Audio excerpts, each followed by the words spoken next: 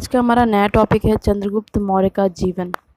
320 ईसा पूर्व से 298 ईसा पूर्व में चंद्रगुप्त मौर्य का जन्म 345 ईसा पूर्व में नेपाल की तराई में पीपली वन के मौर्य कुल के गणराज्य में हुआ था। मौर्य शाक्यों की एक शाखा थी जो क्षत्रिय थे।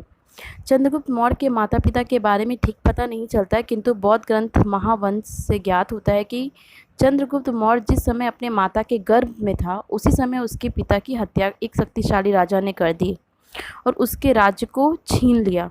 चंद्रगुप्त की माता इस विपत्ति काल में अपने सगे संबंधियों के साथ पाटलिपुत्र भाग गई और अज्ञात रूप से पाटलिपुत्र में निवास करने लगी। वहां उसने चंद्रगुप्त मौर्य को जन्म दिया। वहां पर अपनी जीविका चलाने तथा अपने राजवंश को गुप्त रखने के लिए यह मयूर पालने का कार्य करने लगे। इस प्रकार चंद्रगुप्त मौर्य का प्रारंभिक जीवन मयूर पालकों के मध्य हुआ। चंद्रगुप्त मौर्य का चाणक्य से भेंट। जब चंद्रगुप्त बड़ा हुआ तब उसने मगध के राजा के यहाँ सेना में नौकरी कर ली। चंद्रगुप्त बड़ा ही योग्य तथा प्रतिभा संपन्न व्यक्ति था। अपनी योग्यता से सेना का सेनापति बन गया, किंतु मगध के राजा के दुर्व्यवहार के कारण उसके मन में विद्रोह की भावना जाग गई, जिसके फलस्वरूप उसे मृत्युदंड का आदेश दिया गया।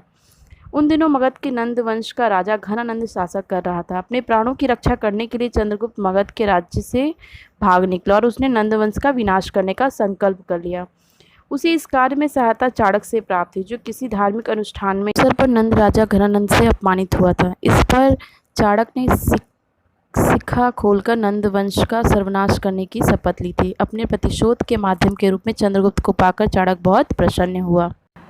चंद्रगुप्त मौर्य की विजय। नंदों से युद्ध। यूनानियों को भारत से निकालने के पश्चात चंद्रगुप्त नंद के विनाश के लिए एक सशक्त सेना संगठित किया और कश्मीर के राजा पर्वतक की सहायता से मगध राज्य की ओर प्रस्थान कर दिया। वहां पाटलिपुत्र पहुंचा। उसकी सेनाएं ने पाटलिपुत्र को इस प्रकार घेर लिया जैसे प्रलय के समुद्र में पृथ्वी घेर ली जाती हो। अंत में दोनों ओर से घमासान युद्ध हुआ।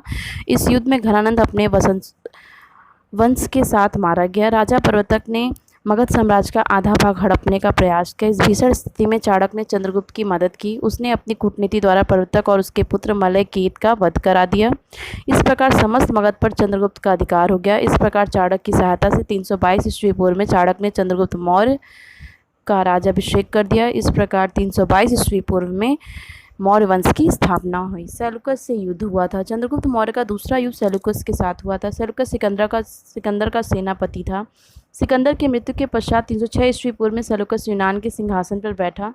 सेल्यूकस भी सिकंदर की भांति अत्यंत वीर तथा महत्वाकांक्षी था। वह भारत पर विजय का स्वप्न देखा करता था। इस उद्देश्य की पूर्ति के लिए उसने काबुल की ओर से सिंधु नदी को पार किया। अंत में सेल्यूकस तथा चंद्रगुप्त मौर्य के साथ घमासान युद्ध हुआ। अंत में सेल्यूकस की पराजय हुई और चंद्रगुप्त मौर्य से एक संधि करनी पड़ी। संधि की शर्तें इस प्रकार थी। सेल्यूकस ने चंद्रगुप्त मौर्य को काबुल, ईरान, बलूचिस्तान, कांधार 4 प्रांत भेंट दिए। सेल्यूकस ने अपनी पुत्री हेलेना का विवाह चंद्रगुप्त मौर्य के साथ कर दिया। चंद्रगुप्त ने भेंट स्वरूप 500 हाथी सेल्यूकस को प्रदान किए। सेल्यूकस ने मेगास्थनीज नामक अपना राजदूत चंद्रगुप्त मौर्य के दरबार में पहुंचा। पश्चिमी भारत की विजय। डॉक्टर राय चौधरी का मत था कि चंद्रगुप्त मौर्य का साम्राज्य पश्चिम में 100 राज तक फैला हुआ था। दक्षिण भारत की विजय। दक्षिण विजय के संबंध में विद्वानों का मतभेद है। कुछ विद्वान दक्षिण विजय का श्रेय चंद्रगुप्त मौर्य को देते हैं, कुछ विद्वान इसका श्रेय चंद्रगुप्त के पुत्र बिंदुसार को देते हैं।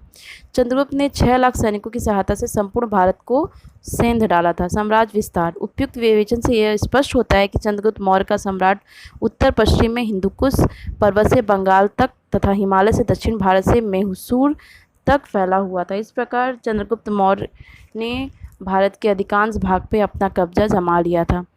तो इस प्रकार चंद्रगुप्त मौर्य का जन्म से लेकर उसकी विजय तक की सारी बातें मैंने यहाँ बता दी और इसके आगे अगर आपको जानना हो तो अगले नेक्स्ट टॉपिक पे स्टार्ट करेंगे। तब तक के लिए बाय। और मेरा अगर ये टॉपिक आपको पसंद आए तो लाइक, शेयर, कमेंट और सब्सक्राइब करना ना भूलें। Thank you.